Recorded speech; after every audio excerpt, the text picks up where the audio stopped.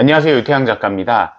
제가 이 아랍 중동 이야기하면서 가끔 듣는 질문이 너 누군데 이런 거 하냐? 아랍 중동이랑 무슨 상관이냐라는 질문들을 가끔 주세요. 우선 제가 두바이 쪽에서 뭐 사업 간단하게 하고 있다는 말씀은 드렸었던 것 같고 한국이랑 지금 두바이 왔다 갔다 하고 있거든요. 또 하나 제가 중동 이야기에 관심 가지는 이유는 제가 바로 두바이에 집을 샀기 때문입니다. 그래서 오늘은 아랍에미레이트, 두바이 부동산 투자를 왜 내가 결심했고 그 후기에 대해서 말씀드리고자 합니다. 우선 알아두셔야 되는 거는 저는 주로 그래도 한국에 있어요. 그리고 서울에는 무주택자고요. 그러면 서울에 무주택자인 사람이 왜 뜬금없이 두바이에 집을 샀냐? 일단 이 배경 스토리부터 말씀을 드릴게요. 우선은 제가 집 산 위치부터 말씀드리도록 하겠습니다. 이게 두바이 지도를 한번 보면서 설명을 드리도록 하겠습니다. 두바이 관광객분들 꼭 오시는 코스 한번 보면은 여기가 두바이 국제공항, DXB라는 공항이죠. 조만간에 두바이 국제공항은 다른 곳으로 옮겨갑니다. 이 두바이 국제공항 위에가 데이라라는 지역이에요. 두바이 구도심. 그리고 여기서 내려오면은 뭐 우리가 잘 알고 있는 두바이의 최고의 부촌인 비즈니스 베이, 부르즈 칼리파가 있는 걸로 유명한 지역이 있고요. 여기를 비즈니스 베이라고 합니다. 그다음에 그 옆에는 DIFC라고 우리로 치면은 코엑스 같은 금융 센터가 있고요. 또 밑으로 내려오면은 전 세계 부자들의 별장이 모여 있다는 팜 주메이라가 있습니다. 또 팜 주메이라 옆으로 가면은 두바이의 신흥부촌으로 떠오르고 있는 두바이 마리나라는 곳이 또 있습니다. 그리고 밑에는 최근에 떠오르는 또 두바이의 가장 핫한 곳 에미레이트 힐스라는 지역도 있고요.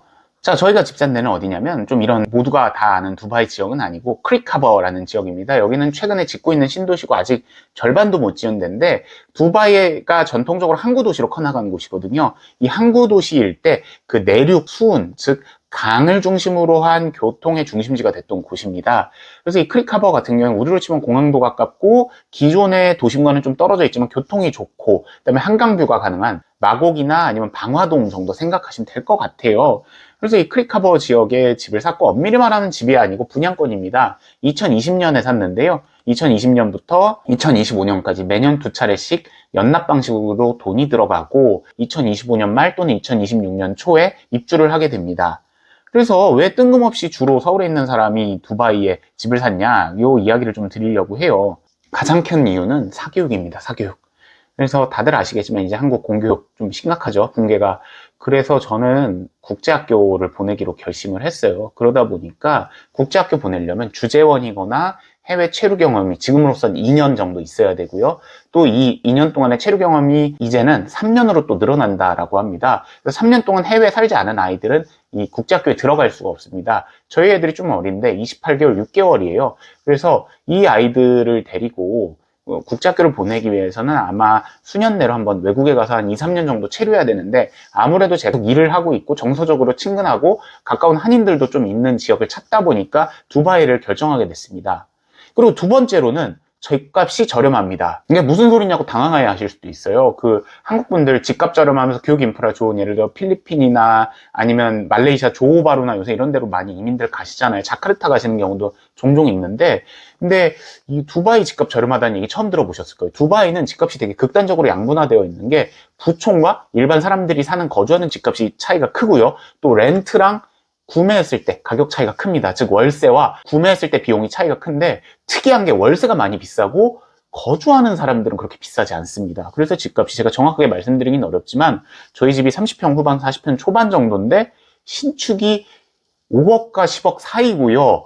사실은 10억보다는 5억 쪽에 많이 가깝습니다. 이 정도면 우리로 치면 경기도 거의 외곽급이죠. 물론 동네마다 이것도 조금 다르긴 한데 저희 산 집이 아까 40평이라고 말씀드렸잖아요. 한국으로 치면 분양가에도 못 미치는 비용이에요. 그리고 또 제가 샀을 때는 환율도 쌌었습니다. 물론 지금은 환율 올라가고 있어서 계속 고통받고 있지만 그래서 아무래도 집값 서울에 사는 것보다도 싸고 경기도 핵심 지역보다는 싸다 보니까 저한테는 분명히 메리트가 있었다.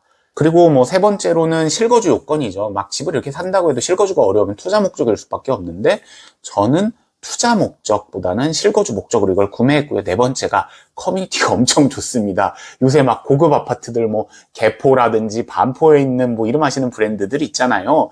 그래서 이 브랜드들 아파트들 보면은 뭐 수영장이 있다, 아침 준다 그러는데 여기는 클래스가 다른 게 커뮤니티가 개인 프라이빗 비치를 둡니다. 아까 말씀드린 이 크릭하버라는 지역이 뭐냐면은 해안가에 접근한 지역이에요. 그러다 보니까 동네 수영장이 있고 또 더 나아가서 동네 해변도 있고 그 옆에 홍학 집단 거주 습지가 있습니다.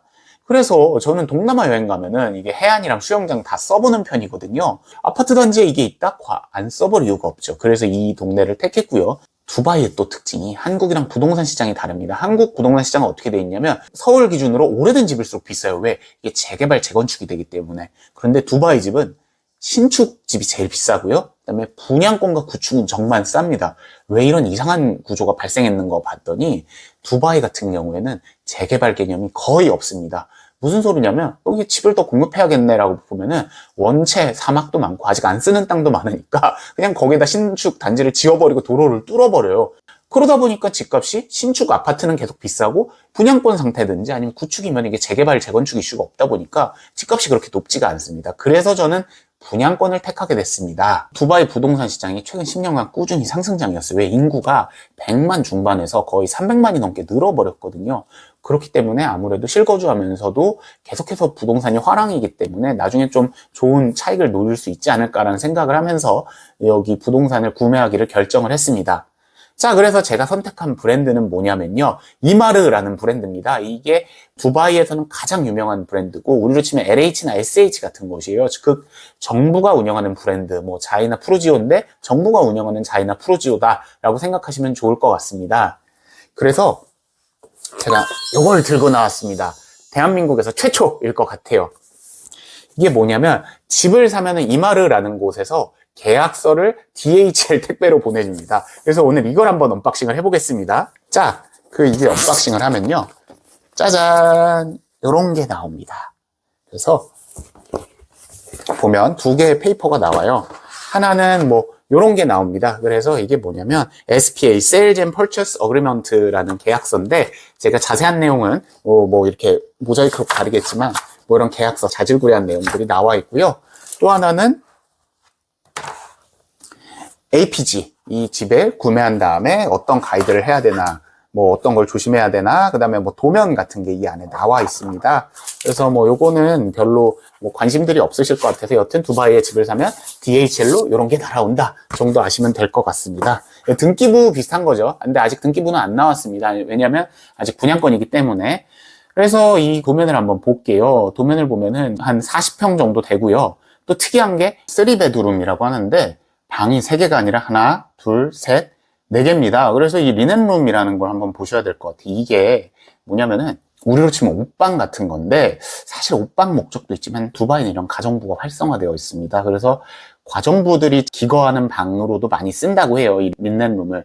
그리고 두바이까지 집에 특징이 있는 게 자, 화장실 한번 세볼게요. 1개, 2개, 이 파우더룸도 사실상의 화장실입니다. 3개, 4개. 왜 화장실이 4개나 되나? 방이 4개인데 화장실 4개다. 이거 좀 이상하죠? 이게 아랍 쪽 건축의 특성이에요. 왜냐하면은 이슬람 국가들이 기도할 때마다 손발을 씻어야 되는 게 있고요.